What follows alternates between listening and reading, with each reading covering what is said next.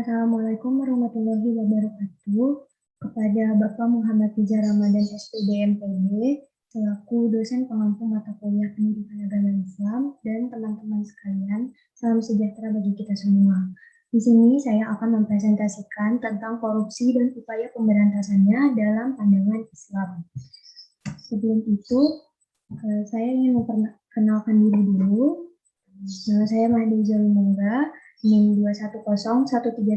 2101316000872, offering A16. Berikut submateri yang akan kita bahas di presentasi kali ini, yaitu yang pertama, pengertian dan bentuk-bentuk dari korupsi. Lalu yang kedua, hukum korupsi dalam pandangan Islam. Lalu yang ketiga, motif-motif dari korupsi. Dan yang terakhir, adanya bahaya korupsi dan upaya mengembangkan budaya anti korupsi. Baik, di sini kita akan berada di penjelasan yang pertama, yaitu pengertian dari korupsi. Korupsi berasal dari bahasa Latin, yaitu corruptio. Kata ini sendiri memiliki kata kerja corrumpere, yang artinya busuk, rusak, menggoyahkan, memutarbalik, atau menyogok. Dapat disimpulkan bahwa korupsi adalah tindakan memperkaya diri sendiri atau mengutamakan kepentingan pribadi. Dalam Undang-Undang Negara Republik Indonesia nomor 31 tahun 1999 pasal 2 ayat 1 tentang pemberantasan tindak pidana korupsi disebutkan bahwa korupsi merupakan kejahatan yang sangat merugikan orang lain dan secara itu melawan hukum melakukan perbuatan memperkaya diri atau orang lain atau suatu korporasi, perusahaan ataupun badan usaha yang dapat merugikan keuangan negara dan perekonomian negara. Lalu yang kedua, bentuk-bentuk dari korupsi. Adapun bentuk-bentuk korupsi menurut Islam, yang pertama adanya gulul atau penggelapan.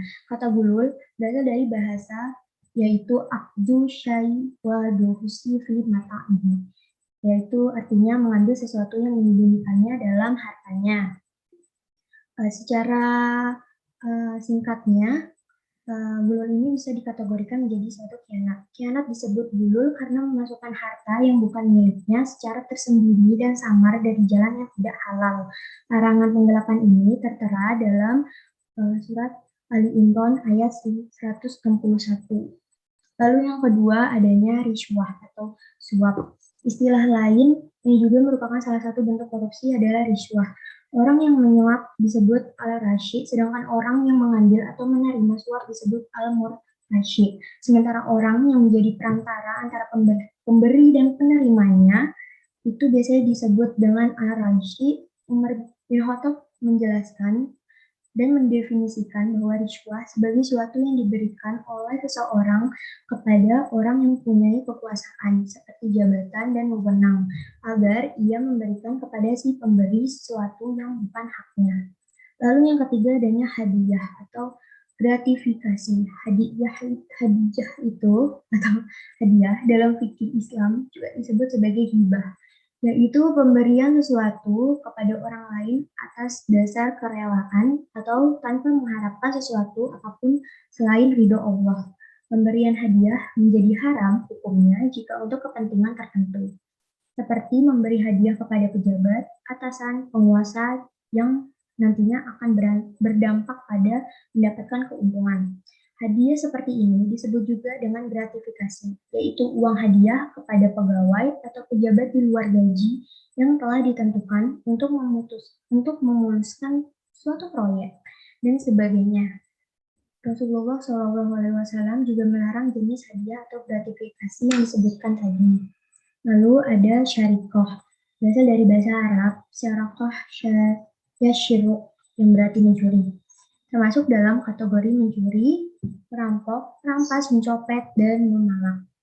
Tindakan pencurian merupakan salah satu bentuk dari tindak pidana korupsi karena pada hakikatnya korupsi adalah mencuri atau mengampang uang negara, uang perusahaan, uang organisasi, ataupun uang orang lain tanpa alasan yang sah. Dalam hukum Islam sendiri, perbuatan mencuri itu termasuk kategori dari dosa besar. Dan dalam batas tertentu, perlakuannya harus dihukum dengan cara dipotong tangannya. Lalu adanya khianah atau khianat. Dalam perbuatan tidak jujur, melanggar janji, melanggar sumpah, ataupun melanggar kesepakatan, ungkapan khianah juga digunakan untuk seseorang yang melanggar atau mengambil hak-hak orang lain dalam bentuk pembatalan sepihak perjanjian, ataupun dalam bentuk materi. Khianat juga ditujukan kepada orang yang mengingkari amanah politik, ekonomi, bisnis, sosial, dan pergaulan. Khianat adalah tidak menepati amanah. Allah Subhanahu wa Ta'ala sangat membenci dan melarang perbuatan dari khianat. Lalu, hukum korupsi dalam pandangan Islam. Hukum korupsi ini memiliki bentuk dan tingkat yang beragam, namun semua kejahatan yang berkait dengan tindak pidana korupsi merupakan dosa besar, karena dampaknya negatif bukan hanya bagi pelaku yang bersangkutan, tapi juga menimpa pada bangsa dan negara. Adapun sanksi yang didapat jika seseorang melakukan korupsi atau dalam hukum Islam, yaitu seperti contoh hukum potong tangan, ataupun takzir yang ringan, yaitu pemecatan. Lalu, materi selanjutnya adalah motif-motif korupsi. Motif-motif korupsi ini terdiri dari dua, yaitu yang pertama adalah motif internal. Motif internal ini adalah motif yang dari dalam. Seperti contohnya itu yang pertama, adanya sikap tamak dan serakah. Sikap cinta harta, tamak, dan serakah merupakan sikap yang tidak pernah puas dan tidak pernah merasa cukup, meskipun harta yang dimilikinya melimpah ruah. Lalu yang kedua, sikap hidup konsumtif dan hedonisme. Sikap hidup konsumtif dan hedonisme itu dapat didefinisikan yaitu sikap konsumtif adalah sikap berlebih-lebihan dalam mengkonsumsi atau membelanjakan harta tanpa peduli pada nasib orang lain. Sementara hedonisme adalah sikap yang menganggap kesenangan dan kenikmatan materi sebagai tujuan utama dalam hidup. Lalu adanya motif eksternal. Motif eksternal sendiri itu adalah motif yang berasal dari luar.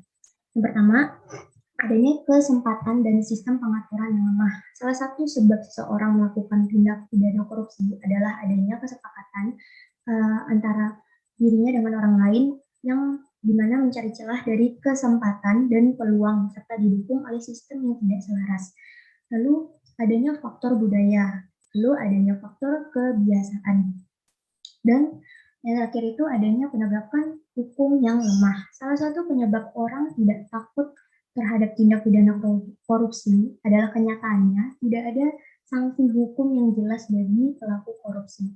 Padahal hukuman terhadap mereka itu telah diatur dalam berbagai peraturan perundang-undangan yang berlaku. Tetapi karena penegakan hukumnya lemah, ditambah dengan aparat penegak hukumnya juga pelaku korupsi, maka para pelaku korupsi tidak jera dengan perbuatannya dan bahkan semakin parah. Lalu kita akan membahas tentang bahaya korupsi bagi kehidupan. Korupsi itu nantinya akan mengakibatkan melambatnya suatu pertumbuhan ekonomi, suatu negara, menurunnya investasi, meningkatkan kemiskinan, serta meningkatnya ketimpangan pendapatan, lemahnya hukum, hilangnya norma beragama dalam hukum Islam, dan juga memiliki bahaya dan pengaruhnya terhadap individual dalam bermasyarakat, dalam bernegara, berdemokrasi, dan juga dalam segi pertumbuhan ekonomi dan administrasi negara. Bahkan korupsi juga dapat menurunkan tingkat kebahagiaan masyarakat di suatu negara karena hak-haknya diambil oleh suatu oknum yang tidak bertanggung jawab. Lalu kita akan membahas upaya mengembangkan budaya anti korupsi.